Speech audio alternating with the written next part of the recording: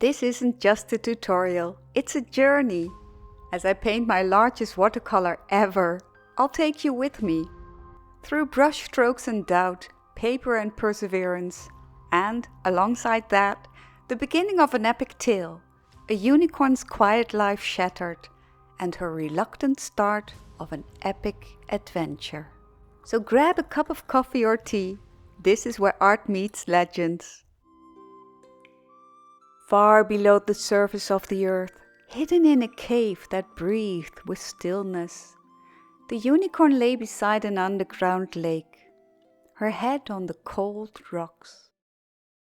This is the biggest watercolor painting I've ever taken on. I found a stunning wildlife reference photo, a proud, powerful horse, and immediately I saw her. Not just any unicorn, my unicorn, the one this story will be about. All day there had been silence, but now a very soft tremor. A deep, distant drum like thunder rolling underground. The unicorn lifted her head, ears straining towards the sound. I mix Payne's grey with lots of water, barely more than a shadow, and start with the unicorn's face. The expression is everything. I want her to look proud, defiant, but also beautiful and a tad vulnerable, a zest for life. The unicorn tried to identify the noise. The sound faded, then returned, stronger. It wasn't thunder, not quite. It reminded her of the days after that awful event, and she trembled slightly. She tried to rise, failed, fell back hard. Dust rose around her. She sneezed and shivered. Something was happening outside, something shifting, but she couldn't go see. She bowed her head and listened. I've stuck a toothpick onto the head of Mr. Muscles, my horse à crochet, to see how the horn would attach when the head turns. Water dripped softly into the lake. The unicorn, curled against the stone, slept again.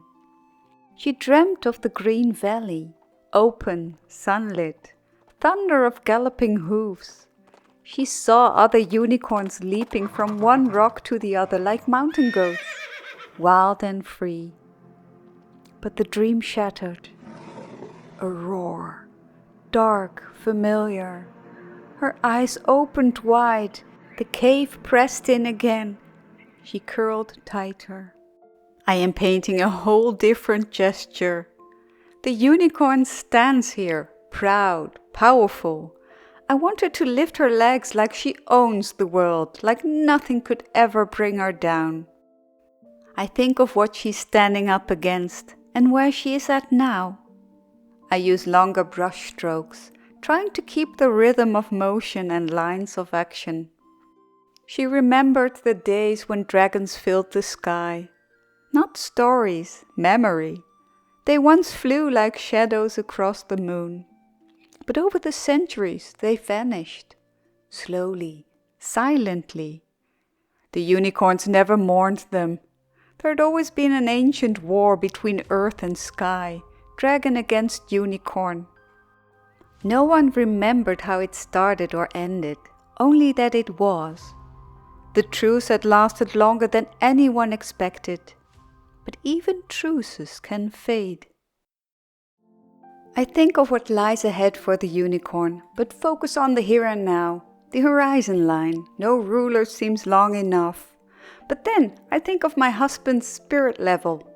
Honestly, I doubt it, but it works. A straight line and a small victory. It's time for less water and more paint.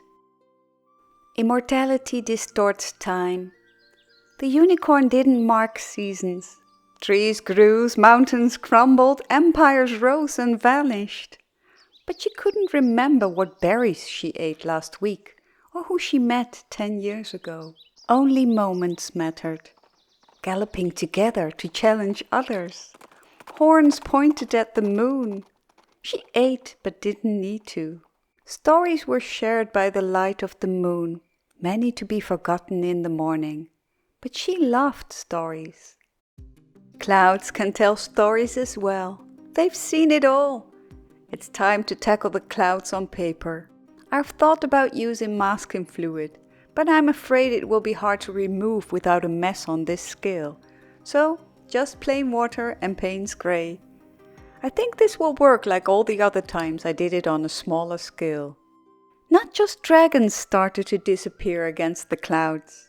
Unicorns ventured out into the world as they grew restless. Others visited the herd and challenged the strongest of them, or shared stories. She had never felt the need to leave the valley like the others, a tad scared in her heart to leave the safety of the herd. She would never say that out loud, for it's impossible for an immortal to admit weakness. But the last 100 years or so, all the unicorns that left never returned. And no other unicorns joined the group. But that would surely pass, wouldn't it? No unicorn foals had been born in quite some time. Sometimes the most important things are not discussed. I have thought about the composition, a lighter streak of light against darker clouds. I start relatively slow and organized, but then I realize it. I should have thought this through. I have underestimated the scale. The paper needs more water, more paint, and it dries with a vengeance. Mostly around the unicorn. Panic sets in. All my plans for composition vanish in the background. I do not have enough paint ready. Time is a fragile thing when you live forever. The unicorn did remember that fated day. The day when birds flew overhead, white and grey with yellow beaks. Seagulls, creatures of the sea, so she heard. The unicorn lifted her head. The others began to run up the slope of the mountain. The ridge called to them. Behind the mountain top, a dark sky and a large, almost curling cloud awaited. She followed, last, hesitant. The next day I returned to a mess. I just walked away in frustration yesterday. Nothing cleaned. Watermarks and paint everywhere. Finn inspects the chaos with disapproval. But I keep going. I won't give up. Even if this painting fails, I will learn something from it. The herd of unicorns was halfway the mountain. They danced across the slope like living light. She followed slowly. The excitement of the herd did not reach her, did not touch her heart. She loved to hear all the stories, but rarely went to the top to look beyond her world. She had forever to explore, there was no rush. But now, ahead, the herd gathered at the ridge. Tiny silhouettes against the boiling sky. The unicorn hesitated and tossed her mane. Little pebbles and larger rocks crumbled beneath her uncertain hooves. She looked up. The others had already crossed the ridge. She was alone. Fear struck her heart. Without her herd, she was nothing. She sprinted uphill. An avalanche of loose stones followed in her wake. And just as she almost reached the edge, something massive rose from the other side. Wings. Vast, dark wings. A dragon emerged, his body covering the horizon as he soared upward from beyond the ridge. In seconds, he dominated the entire sky in her eyes. She froze mid-gallop and almost lost her footing. She looked up. The dragon opened his enormous jaws and showed razor-sharp teeth. I pause. I take a step back and look at where I am. I'm surprised by how little progress I made. Even Finn glances up, confused by my pacing. I keep thinking about the painting while I'm away, and thinking about the story while I'm painting. She's immortal, yes, but not invulnerable. There was safety in numbers. No dragon would dare attack an entire herd. But she was alone. The unicorn stepped back, but her hoof found nothing but air. She slipped, sliding a meter down the rocky slope. She trembled, then froze again. The dragon didn't climb higher. He landed right at the edge, wings still spread, blocking her view of the sky. He was so close. She could count the scales on his neck. He roared, a bone-rattling sound that shook her to her core. She snapped. She turned and ran, scrambling sideways across the ridge. She had to reach the herd, but the dragon surged forward, wings spread. With just 2 beats, he cut her off again. She whinnied, high and panicked, but no unicorn called back. She was all alone. Panic floods her story as I try to stay calm. Reaching the unicorn's head on paper is difficult. It's just too far away. I wish I could use an upright easel. I prepare clean water and mix generous batches of Payne's Gray to color in the body. This time I've learned. I mix a lot. It works. This time I even have paint left. A small victory. The unicorn saw the slope coming by as she slid half a meter down again. Pebbles skittered long after she stopped. The dragon roared and she shivered. He had the high ground, the wind, the advantage. She couldn't outrun him. Why did he come after her? She had done nothing. She would never provoke a dragon in her life. He stretched his scaly neck and roared again, this time shorter, his eyes closed. She didn't hesitate. She turned sharply and ran down the mountain. She knew every stone, every blade of grass. She flew, jumping over boulders and bushes. She never galloped so fast, a streak of white against dark rock. Behind her, everything shifted, rocks, dirt, stone. The slope began to slide. The dragon lifted up into the air. She couldn't see the dragon, but she could feel him. Wings beating just behind her, his shriek pierced the air. He was gaining. While the unicorn runs, I confront my own fear. I begin painting the eyes. I start doubting. Are my values off? Too dark? Too light? Maybe once the sea is in, the contrast will make sense. I prepare so much of paint. I've learned from the sky, I hope. But it is even more harder than the sky. Paint doesn't move the same on this scale. And I have not pre-wet my paper. A mistake? This time at least I didn't run out of paint. Still, I feel tired. I step back. This is not how I imagined it. The unicorn didn't have to imagine anything. The dragon was above her, massive wings blotting out the light. He beat the air with fury, wind tearing through her mane. She kept running down in a zigzag line. Dragons were fast in the air, but not agile. She reached grass. She could see the trees in the distance. She had no desire to fight. That was never in her nature. But he was close, too close. A claw grazed her back. She arched away, rolled, tumbled, and then saw his eyes. They weren't angry. They were pleading. And then a sound louder than the dragon's roar. The earth itself screamed. The unicorn stumbled and hit the rocks hard. The dragon hovered, silent now, eyes wide, looking back towards the ridge over his shoulder. What did he see?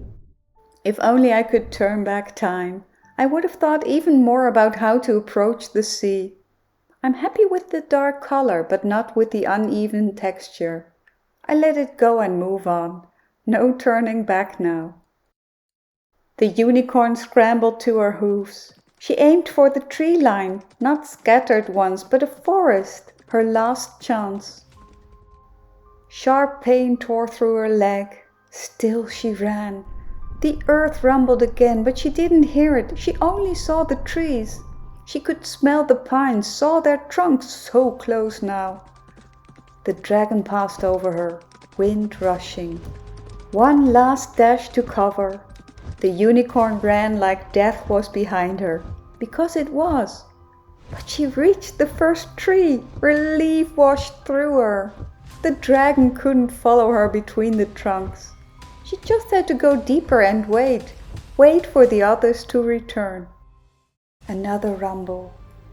The earth shook. Still she kept moving. She was safe until the tree above her shook as well. She looked up. Claws. The dragon ripped the tree from the earth and tossed it aside like a twig. It crashed on the ground. The trunk cracking, branches bristled. He roared again. He went to the next one and just tore it from the ground with a scream. Light poured over her again. She was exposed. The dragon tore up another tree. She froze as she realized she wouldn't make it. He would tear down every tree to get to her. Chaos in the story, but also chaos in my studio. I try to clean up after every session, but during, it always becomes a mess. I've learned not to fight it. The unicorn could think of only one safe place, the caves. She turned from the shattered trees and limped into the direction of the caves. The air thickened, tinged with salt, but she barely noticed. Neither did she register the unearthly sounds coming from the other side of the ridge. She saw the cave opening ahead in the wall of rock, and the dragon, oddly quiet, hovered behind her. He didn't strike. He herded her, like he wanted her to go in. But why? I imagine the bleeding unicorn followed by the threatening dragon. I pause again, look at the paper. Some parts of the sky bled into the unicorn.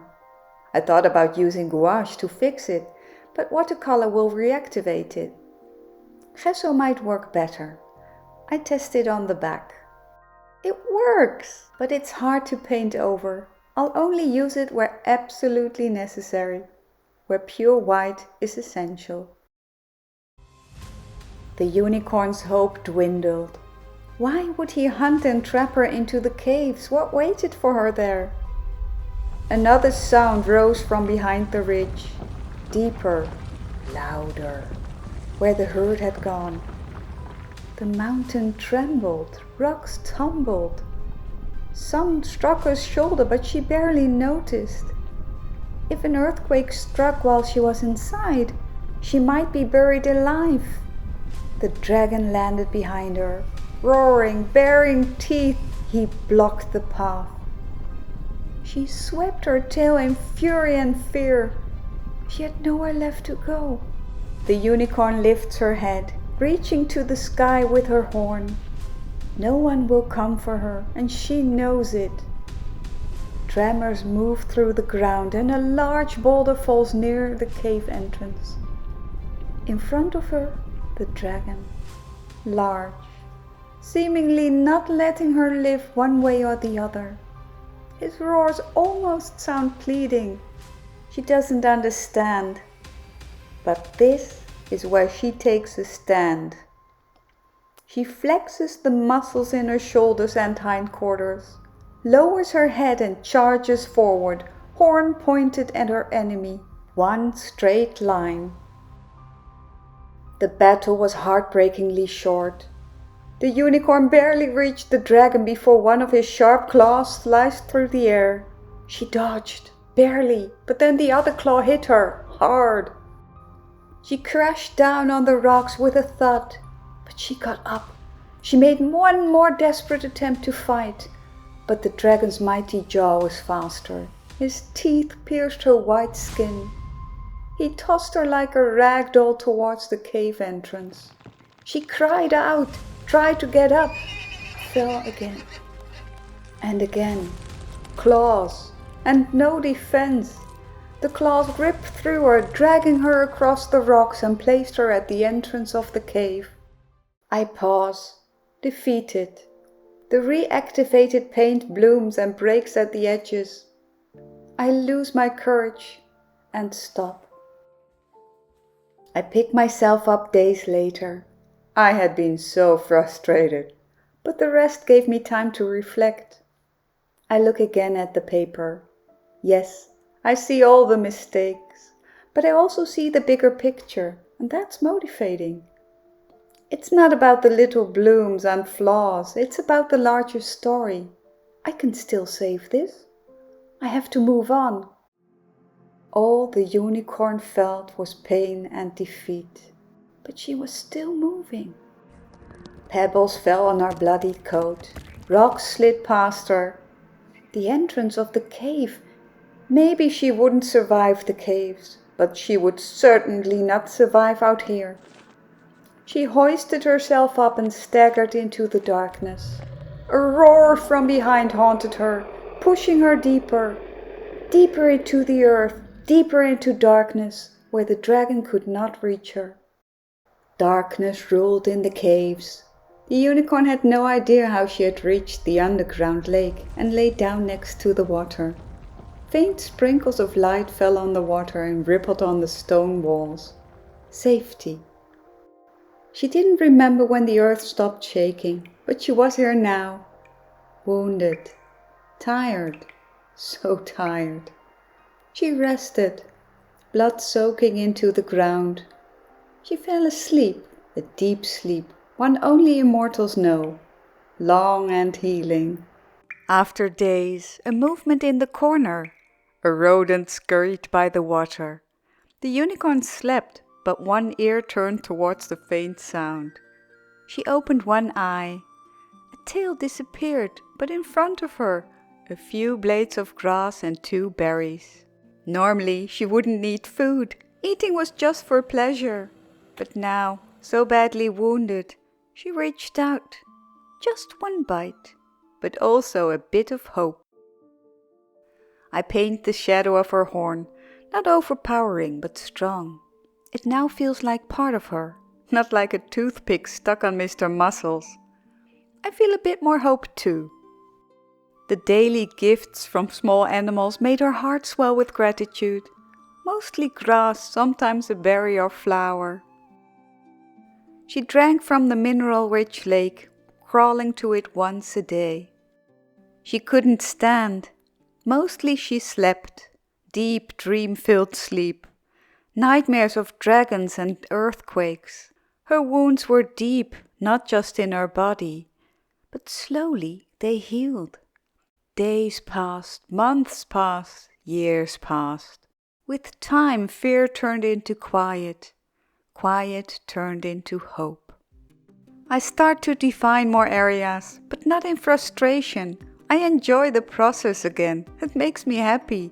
I feel I'm reaching something I never expected. The unicorn never expected to survive. Her healing took years and years. She thought about life. Why did she never explore beyond the valley? Why only live through stories? She missed the others. All she wanted was to rejoin the herd. Life could be short. She would explore, discover what lay beyond the mountain bridge. One day she could lift her head. Another she stretched her legs. Slowly she stood. Every step was painful and slow, but she never gave up. I'm proud of the unicorn, and proud of how far I've come. It took years before she walked without a limp. She swam in the lake to gain strength. She thought of light and reunion, and one day she was ready. She followed the scent of fresh air, the smell of rain and grass. It took days, but she found a way out. The sunset led her the last few paces. Carefully she listened. Was the dragon still near? No. She stepped outside. The leaves glistened. First stars emerged. The sun had dipped below the mountains, but even its last rays hurt her eyes. She stepped onto the grass, and joy exploded in her chest. She felt her strength, her home valley in sight. She whinnied, loud, joyful. She tossed her mane and galloped. No run had ever felt this good. She reared, she leapt, but no one answered her call. She searched all night, down to the river, up to the cliffs. The valley was empty, her calls echoed unanswered. Quietly she climbed the ridge. She feared what she might see, feared that the dragon might rise again. But instead the moon lit every step. She stood at the top. Wind pulled her mane. She looked out and she gasped. I know what she saw. The world had changed while she was gone. I know because I painted it. A sea. As far as the eye could see, water. Where once hills and meadows lay, now an endless sea. She remembered the landscape before. She had stared at it so many times, and now it was gone. The sea shimmered in the moonlight. Far below a narrow beach. A flicker of light caught her eye. Her heart raced. Are they unicorns? She ran down, climbing, jumping through the night. As she neared the beach, the salt air thickened and she heard gentle waves. I paint with care. This is the last time I'll be with this painting and with her. It feels like saying goodbye. The unicorn stepped on the beach. The light she saw? A seal. It flopped into the sea as she approached. The water stayed shallow, stretching far. She watched the seal disappear in the distance. The sun rose. Her eyes still stung, but she looked up at the sky. The clouds were restless, and so was she. No one else was here, but she made up her mind. And this is the moment I've painted all along. The proud, strong unicorn who knows what she wants and won't let anything stop her. She dances into the sea. So shallow she seems to walk on water. The vast sea stretches endlessly. No unicorns in sight, but she will find them. She dances. And that's where I leave the unicorn. Her story just beginning. Please subscribe and follow the story on my channel through future paintings. I'll follow her lead, exploring both story and technique. I'm excited for what's next.